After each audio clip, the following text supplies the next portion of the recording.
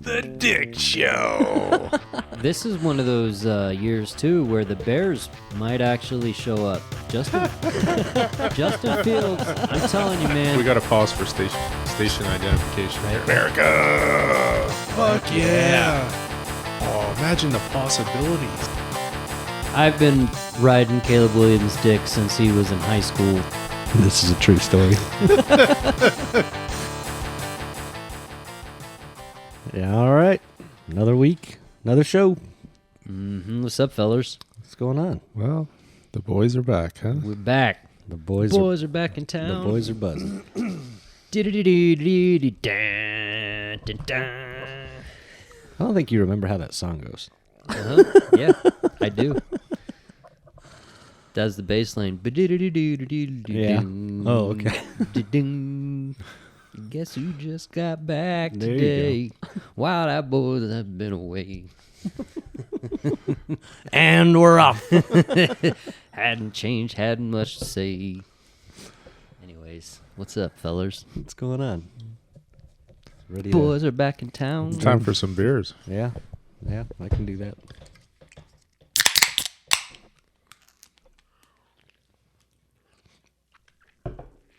There you go. Now it's official. Now it's a party. First sip. Oh, it tastes so good. Does it? So, how was NASCAR? Pretty fun. Yeah, it was fun. But you were only there for like 5 hours. Yeah. Yeah, we Yeah. didn't stay for the whole race. Yeah, no, we did dip out a little early. The ankle was tired, swollen. Dad's hips were killing him. And so here's the thing about the infield experience. There's really not a whole lot of opportunity to rest. You're either walking or you're standing somewhere, and you're leaning up against something trying to find shade. And it wears on you. It takes its toll, especially this weekend, the race here in Phoenix.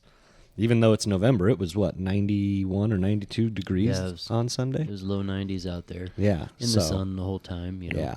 So there's really nowhere to hide, nowhere to, like I said, it wears you out, especially when you're drinking beers. And yeah. They do have places to sit, but if people are sitting there, obviously you're not sitting, Yeah. So, but I do like that experience just being in the infield for a race, Right. I don't think, honestly, I don't think there's any more fun way to do it if you're down in the infield, and especially walking around like in the pits before the race and on the track before the race. And So is it loud there all the time? Mm-hmm. Oh, yeah.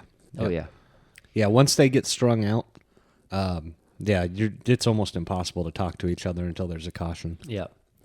But it's a different sound, too, on the infield than it is in the grandstands, on the outer side. Well, part of that is the change in the car, right? The new cars, the exhaust dumps out both sides, whereas in the old car, it used to only dump out the passenger side. Mm-hmm. So that's one of the cool things now, like when you're watching it on TV, you can see flames out of the headers on the inside of, the driver's side of the car when they're on camera when they lift. So when a guy lifted going into a corner. You used to not be able to see that. So it's kind of cool. But yeah, it's definitely a different experience, like Chris said, and it's probably one of those things that once, at least in my opinion, and his is the same, once you've done it that way, it's kind of hard to go back to being a grandstand peasant, so to speak. Why didn't you just go and sit down for a bit in the grandstand? That's just that much more walking. I mean, from the infield, we could have, but we had seats. We just, once you're in there, like, it's easier to stay. Because if you want to go to the grandstands, then you have to go back out, walk back underneath the track, come back out, and then walk all the way back, depending on where your section is for the grandstands, right. And then walk up the grandstands to your seats. However, there on the infield, you can just stay there. You just walk around, like he was saying, find some seating if possible. If not, you're just standing. But it's plenty of cool shit going on. You know what I mean? That keeps you interested. Yeah, so it felt like, and this, again, correct me if I'm wrong, it felt like there were a lot more people in the infield during the race this year than there were last year. Yeah, I think because so. I didn't remember having a hard time finding seats last year. No, I think it felt to me like there were more people in there this year too. Yeah. Than I can remember from last season. But And I mean, in both cases, it was championship weekend, so I can't say that that's the cause. Yeah. I don't know what was, other than maybe this year being Kevin Harvick's last race, maybe that drew a and the full 75th capacity anniversary, cloud. Yeah. possibly. Yeah, you that know what I could've. mean. But that was cool. Yeah. I got to get right up there when Dale Jr. was doing some of the pre-race stuff, right in front of the trophy and stuff, Yep. in front of the 4 cars, and that was cool, man. It was fun. Yeah. Yeah. It was a good time. I had some hot dogs, and what did you end up getting to eat? Philly cheesesteak. Yeah, that's right. Yep. Chris wandered off from us at one point for like half an hour, and we couldn't find him. So here's my big gripe, NASCAR. Fucking cell service in there was terrible. Like, so I have Verizon, and my phone wouldn't get signal for nothing. Chris' dad had T-Mobile. They both had full signal, but That's depends- surprising because T maybe. Yeah, well, that and 80% of the customers out there are Verizon, so you're texting, even if your phone has signal, you're texting someone who can't get the text. You know what I mean? Yeah, So- that's kind of the issue we ran into it, right? Like, because when I wandered off, I just kind of walked down and went and looked at shit on my own and just kind of walked around there in the infield. But I was trying to call you, you know what I mean, and then there's no getting through at all. So Yeah. luckily, I happened to wander right back and run into you guys essentially. Yeah, which is not easy to do because there's a lot of people in there. So That's cool though. I ended up walking back there, back where all the trucks are parked. You know, all the team trucks and shit. Yeah. And walked back there a little bit. Walked all the way down to the backside. You know, because you can go down all the way down there to like where turn 3 and 4 is, kind of. Mm-hmm. You can't like go down the track, but you can walk down kind of to where that end of pit road essentially actually, is. like 1 and 2. Yeah. What's Oh now yeah. 1 and What's 2, 1 and 2 yeah. now? Yeah, Yeah, that's what yeah. I mean. Sorry. Yeah. And so I walked down Because through that's there back and- by the driver's motorhome lot. And Yeah, yeah. where the fuel refill station, the Sunoco fuel station is. Yep. Didn't get to share a bathroom with Joey Logano this year. No. That's all right. No. That was last year. That was fun. Yeah. No, it was a good time. Like I said, tiring. It's Speaking of Logano, you picked him this week, I did.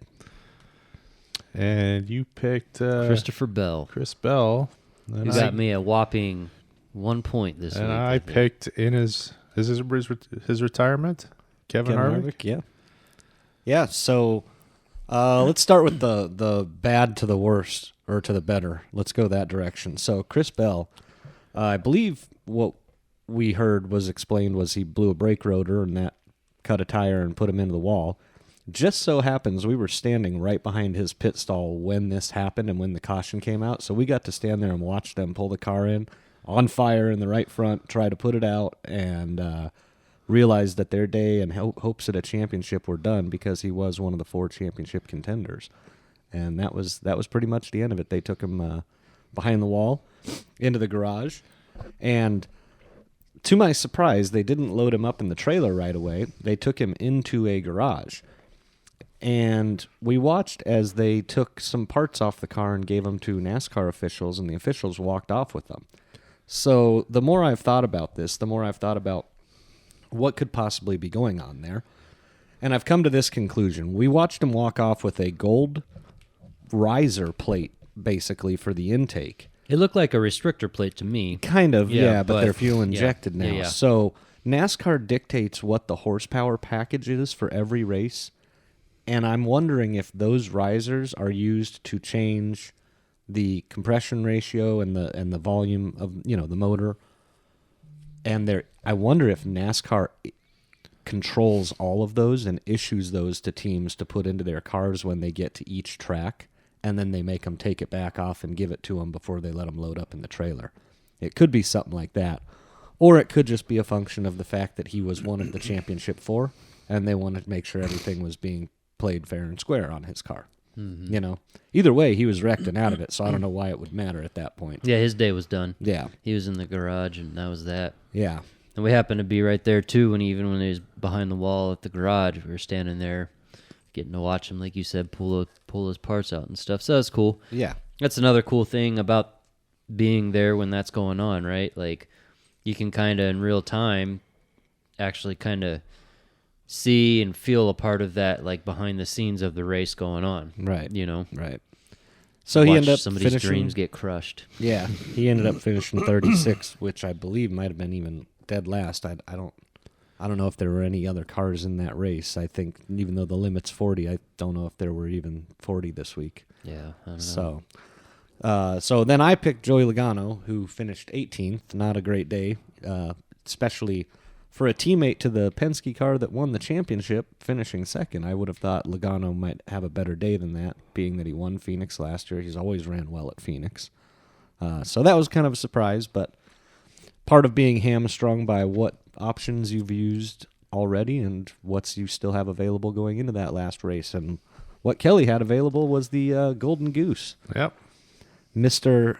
End my career with 21 now consecutive top 10 finishes at Phoenix. Talk about a guy that owns that track. Incredible, man. Yeah. Kevin Harvick. Hey, guy. Finished 7th. The last race of his career. He was really up front all day. I mean, he was running second to William Byron for the whole first stage and majority of the second stage even. Yeah, that car was running good. I mean, he was, like you said, up there all day. Yeah. It was his race, you know. I mean, last race for him to be in. I wonder what those emotions are like as you're going around the track, you know, knowing that it's your last time. And Right. especially at a track that you're solid at. You know, the laps are ticking down. And, yeah, that's got to be and weird. You're still having a good day racing. Probably at some point you're thinking, hey, we have a chance to win this race. You know, am I hanging it up too soon? Right. Yeah. All those floods of thoughts going through your head. But man, hey, congratulations to Harvick on a hell of a career. You know, he kind of after Tony Stewart retired, he kind of took over for me as far as my favorite driver to follow and support. And it just sucks, man. You know, one more guy of that era, of the era we grew up watching and going to all these races for, and there's not very many of them left. No, there's really not. I mean, my era was the early 90s through early 2000s, and I mean, I remember when Harvick obviously took over for Senior when he passed away. That was a weird emotional thing to watch, but yeah, it just seems like, unfortunately, NASCAR's lost a lot of really big stars to retirement in a very short amount of time, a very short window. I mean, you've had Jeff Gordon, Jimmy Johnson, Tony Stewart, Dale Earnhardt Jr., Kevin Harvick now, all major names. Carl Edwards. Carl Edwards doing it like way early. You know? You know, and obviously Matt Kenseth has not got a ride Greg anymore. Biffle. Yeah, the Biff. Yeah. So I mean, it's Dick been Trickle. No more Dick Trickle out there. So it has been. Boris said. It's been a lot of changes very quickly for the sport, and that's not good for them, right? They want long-lasting stars, and thankfully they've got that in a Chase Elliott, let's say, probably a Kyle Larson.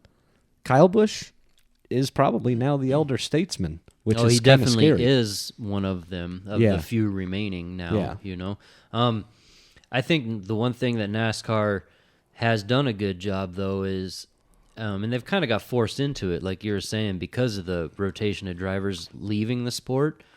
They have done a good job of having young drivers drive really well.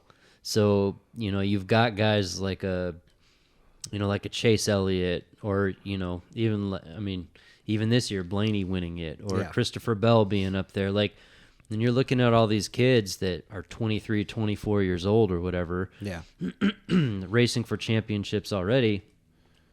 That gives you a bright future as long as the sport can stay relevant. You know what I mean? If you can keep the fans interested. Well, that's what the drivers make the sport relevant, right? And that's why a lot of people say they don't want the drivers to be muzzled in interviews and not be able to say, yeah, I fucking wrecked him, because they want to give them personality, and they want them to have something to cheer for and get behind and emotionally support. You know what I mean? It's just hard. You got to cultivate relationships between the fans and the drivers. And with young drivers, it's harder to do that. You don't, They especially as we yeah. get older. I don't have anything in common or as much relevant with these kids that are coming up driving, right? Mm-hmm. So you got to get used to them on the track. Where, for me, to your point, like when I was really interested in it, some of these guys were already established. Kevin Harvick coming in, Gordon Jr., just name all the guys that were running good then. They had stories behind them. They had personalities with them. Right. And nowadays it just seems like cookie cutter a little bit. Just insert name here, and these kids are running, Yeah. We forgot another elder statesman that has decided to stay, and that would be Martin Truex Jr. Yeah. So that's good. Yeah, he's been around for a while. It's just crazy, even the way you brought it up. Like Harvick was still a direct connection To the old, to the even old senior guard. driving. Yeah. You know what I mean? So like, that's one of those big time kind of connections now that it's another end of an era. You know what I mean? Mm-hmm. And it just signifies it. So And it's going to be even weirder now watching next year that Budweiser Busch, Anheuser Busch relationship move over to the one car at Trackhouse. That's going to be Chastain's primary next year, which is going to be weird, huh? I mean, all of it. All of it's weird. To your point with sponsors nowadays, right? Yeah. Like, you don't know who's going to be a sponsor on a car sometimes up until a few days before, it seems like. Right, Like right. week of. When you find out it's Wonder Bread and Old Spice. Yeah, at exactly. Talladega. Shake and bake, But it's crazy. I mean, good season overall. Congratulations to Blaney. Yeah, Blaney. That let's not skip on that. Ryan Blaney drove his ass off. Did a hell of a job to win himself his first championship. Good for him. That's a fan favorite win. I think I liked that win. Mm-hmm. And honestly, if he couldn't win it, I would not have minded any of the other three winning it. I wouldn't have minded seeing Christopher Bell win one. No. Though I think Blaney's been at it and digging a little longer and a little harder. So I think it was good. Only 1 point separates them. So in the standings, Blaney, Yeah. Larson, Byron, Yeah, that's all a because point apart. That's because they finished second, third, and fourth in the race. Yeah, they were all right behind each other. Yep. And obviously whoever wins out of the higher placing out of the three gets it. Once you go into this final race, there are all the points are wiped level, and there are no bonus points for anything available. It's just whichever car finishes in front of the other three. But yeah, they ran 2, 3, 4. So I mean, they were battling each other all day long, which was great to see. It's too bad Bell had that problem and wasn't able to be up there in the fight. But to your point, we talked about this before. I think we'd mentioned it on the show. I know we talked about it plenty off air, but it is weird seeing that race run here at Phoenix, right? The championship race. Because if you're up front and you're running good all day, unless something happens to your car, like Christopher Bell, like you're gonna be in a good shot to win it. Yeah. I mean, to me, one of the most memorables to watch was when Tony Stewart, the last one that he won, and he started up high.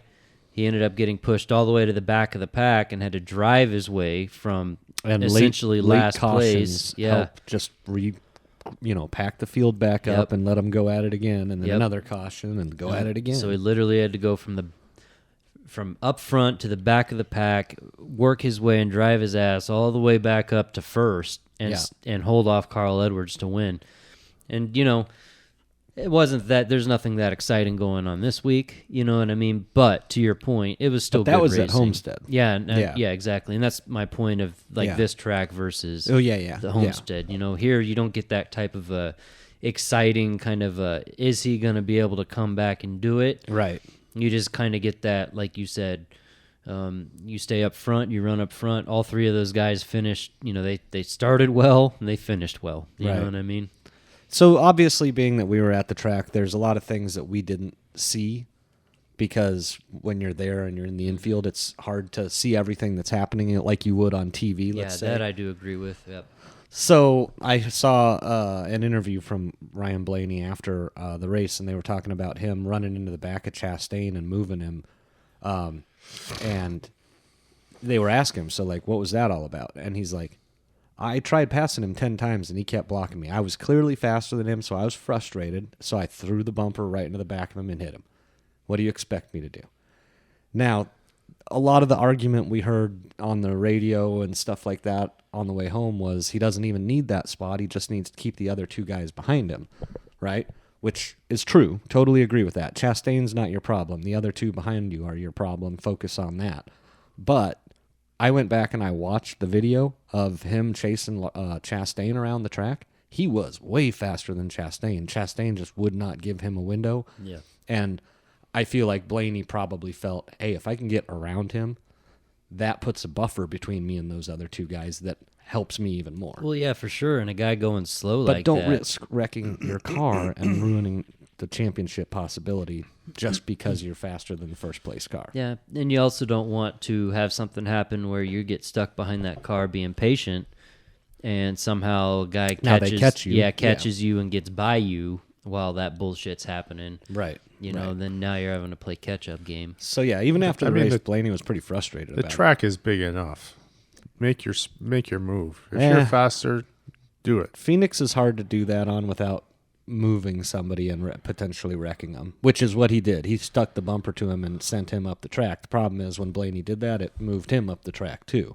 So he never finished the pass. So he hit him just to say, I'm frustrated with this shit. So, but anyway, congratulations to Ryan Blaney and Penske, and that's 2 championships in a row for that organization. So they're alive and well. And congratulations to me. I don't know a thing about NASCAR, and I beat you both in the pool.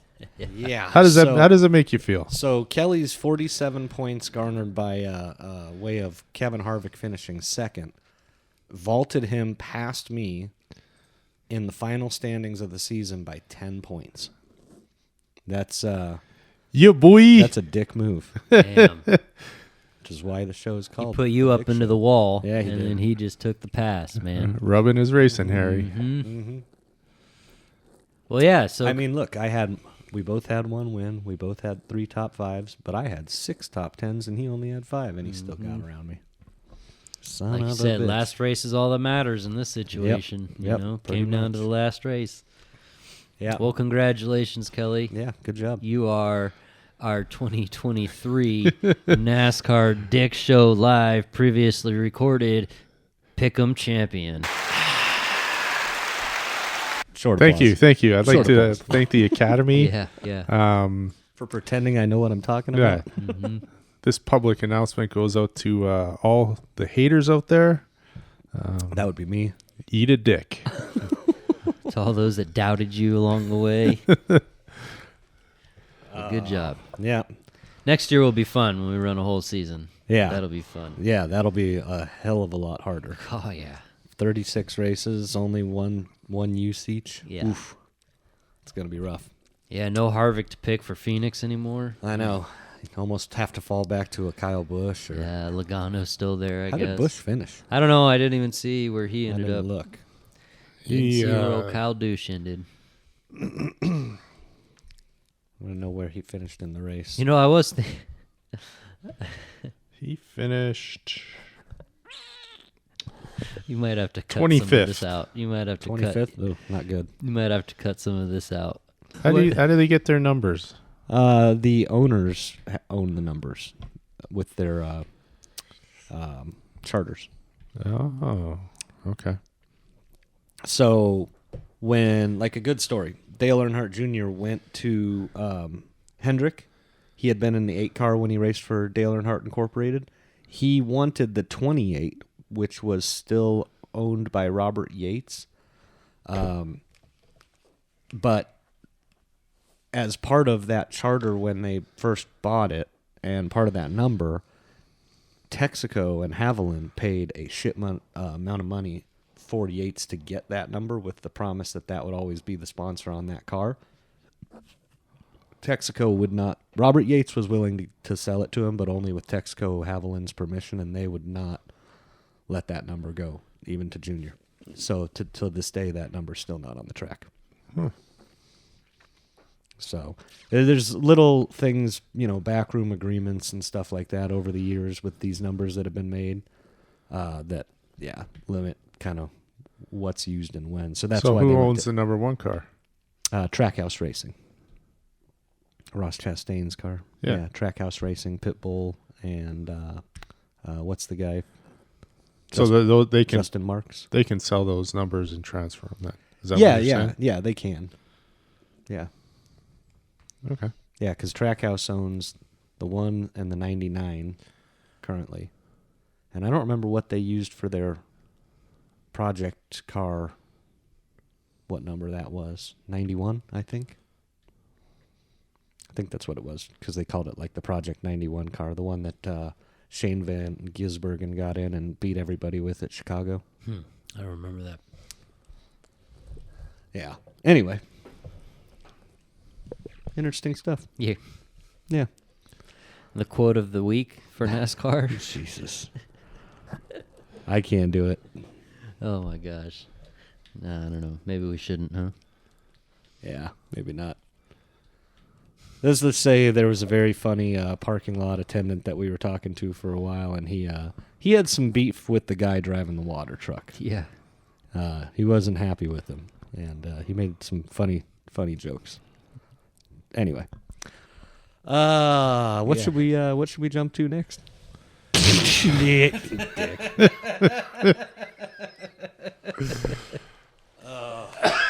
Oh Jesus. I should have just done this. I knew it was coming. Oh my God, I've never heard somebody describe something quite like that. But Those who know. Yeah, it was funny.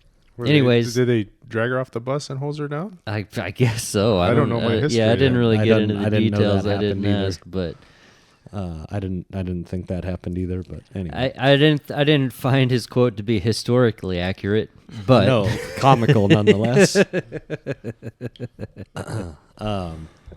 Yeah, so what should we jump to? Well, I guess college football. Yeah. might as well. Fuck. Can't talk baseball. It's over. Yeah, baseball's over, guys.